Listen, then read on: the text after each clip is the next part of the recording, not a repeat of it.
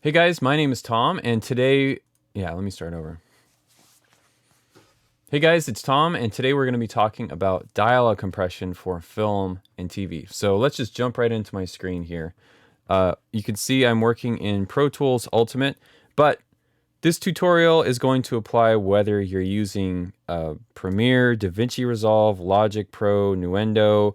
I mean, you could be doing this on a Steenbeck or like a Harrison MPC console. It really doesn't matter. Compression is platform agnostic. So what is compression for dialogue, or let's just broaden it to dynamics for dialogue, and why do you need it? The human voice is a super dynamic instrument. It goes from the quietest whisper all the way to the loudest shout, and some actors do it in the same sentence. So while we want to honor their performance and we want to make sure that the dynamics of their performance are translated to the consumer, the problem with overly dynamic mixes and overly dynamic dialogue is the playback environment may not support 100 decibels of dynamic range. If somebody's got an air conditioner in their window, or there's people munching popcorn in the theater, those whispery, low volume sequences are going to get lost. And that's the number one complaint you see online, especially with Netflix shows or movies, is that they're too dynamic. The action scenes are too loud and the dialogue scenes are too quiet. So we want to help that out without destroying the performance. And you can use any compressor you want for this. You can see I've got a couple different ones in my session. I've got the Avid Pro compressor. I've got the FabFilter Pro C2, which is actually bypassed.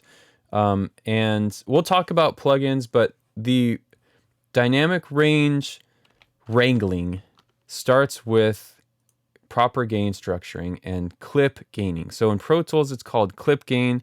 I think in Resolve, it's also called clip gain, but then there's other terms for it. It's the volume of the actual clips in your timeline. And you can see I've had the clip gain up these clips quite a bit. These were recorded 32-bit floating point. So there's, this one has plus 22 dB. This one's plus 8. The labs, I didn't have to gain up so much.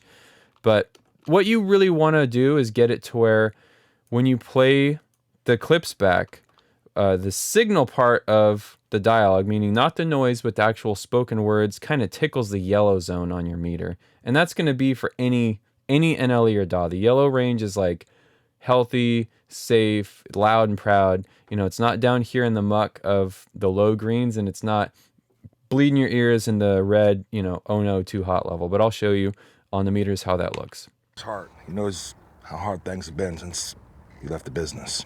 So the peak is right under the yellow. It's okay, like if people are talking low, you can kind of keep it down to the bottom of the yellow. And don't feel like you have to Mickey Mouse every breath and word up to keep it in the yellow. It's really just the average for the dialogue. Let's check this little bit out. Well, PayPal okay? Friends and family, no fees. Whatever. It's Rainbow 69. So I'm getting peaks in the yellow, which is good. So that is done. And now next, you can decide if you want to do track compression, which is going to be on each individual track, or if you want to do bus compression. If you're mixing something that should not be very dynamic, like a TV show, a game show, or a movie of the week, or something that is going to play on small screens, you'll probably end up using both a track compressor and a bus compressor on your dialogue bus. And I talk about busing and everything in mixing videos, so I'm assuming you know basic, like take all your dialogue tracks, bus it to a dialogue bus, that kind of thing. If you don't have that set up, do it, because it's really going to help you out. And what you can do with that dialogue bus is you can just set up a bus compressor, and you can see the settings I have on here. If you're coming from a music background where you are compressing the hell out of vocals and you are smashing them with like an LA2A or an 1176, and you're really using the compressor for tonal coloration and like squishing, you generally don't do that with dialogue. You want the dialogue to breathe, because the dialogue also has a bunch of noise associated with it. And the more you compress, the more that noise floor is going to be brought up. So I like to go with very gentle compression settings and let the faders do the talking. You can see here, with your clip gains set to tickling that yellow range, the threshold I have set to about -16. Sometimes I'll go up or down, and it'll be automated depending on the scene. But generally, you want the compressor to just kick in when stuff gets hot, when stuff gets loud over kind of the average level. Ratio is usually somewhere around 2.5 to 3 to 1. I usually do a little bit of a knee, slower attack than you'd think, 10 to 12 milliseconds, and then either auto release or 150 to 200 milliseconds. I have the depth set to -10. This depth setting means that it's never going to go lower than -10 dB. 100% wet mix, you can do what's called a parallel compression where you do some dry with the wet. That's really good for stuff that you want to be more dynamic, like, yelling. You want it to really slap people in the face. But these are such gentle settings. I have mine set pretty low. And then the makeup gain, what happens when you have a compressor enabled is it's going to tame the peaks, which is going to make your overall level a little bit lower. So you generally bring it up, and that's where you end up getting like that noise floor brought up. So mine's set to 4 dB. And that and a limiter are all I have on this bus. So there's no track compression going on. I've got track EQ. I've got noise reduction where I need it, but I'm not hammering compressors. If I wanted to hammer them, I would enable these track compressors and set them based on each person's voice. Some movies have that really compressed, crunchy sound. A lot of like big blockbusters will have that sound. So if you want that sound and you have the production sound quality that comes along with that, meaning it's a $500 million production sound quality, like, top shelf stuff, then yeah, go ahead and slam the compressors a little bit.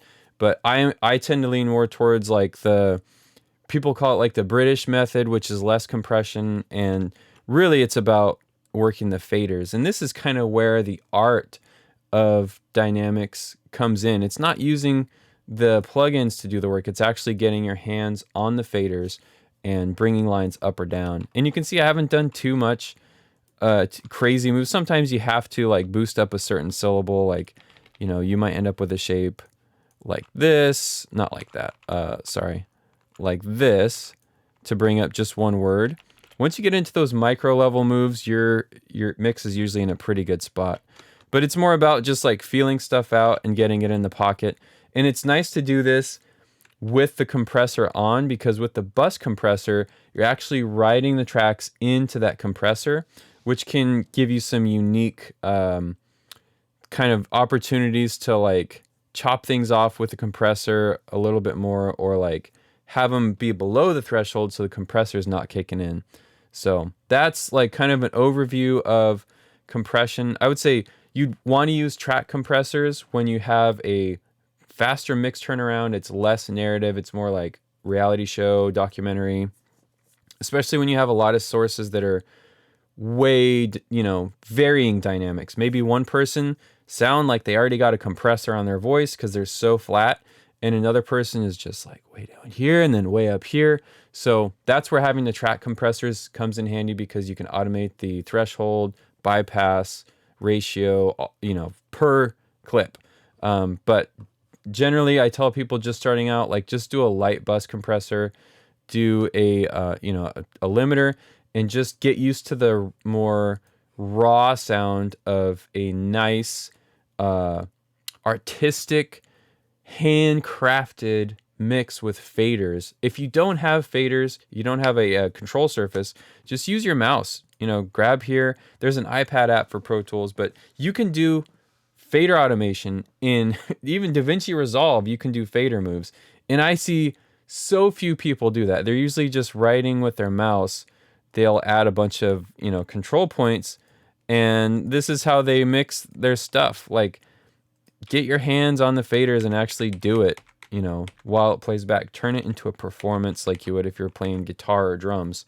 And that's going to also then make your compressor have to work not so hard, because your hands are manually compressing based on what you want. Like, it gives you complete control over the dynamics. So if you have any questions about dynamics for dialogue, feel free to drop a comment, or if you have a trick. One trick I like to share with people is you know, a lot of the production sound is recorded with maybe like a Sound Devices recorder, or Saxcom is gaining popularity. But the Sound Devices ones in particular, it seems to me that the mixers tend to hit the limiters on those quite a bit. So you will run into a situation where you have to match dynamics. You might have an ADR line that was recorded, you know, on a really nice preamp in a pristine booth, super quiet, no noise floor, full dynamic range, and you have to match that line to a production sound line that was recorded on a lavalier mic with a compander going into a Sound Devices recorder with a limiter that's getting engaged. So having those kind of things on your ADR tracks, like having the track compressor on here, you can actually mimic what's going on. And those you're going to have to really crank like the threshold way down and the attack way down to get that kind of Sound Devices limiter sound to it. So you can actually, after years of experience, compression is one of the hardest things to hear, but after years, you can start to hear what the compressors are doing and actually start to match them, which is really a great skill to have. So I hope you guys have enjoyed this little screen share video on dialogue compression. Like I said, any questions you have about it or comments, feel free to drop them below. I try to push people to use less compression and do more handcrafting of the mix with faders.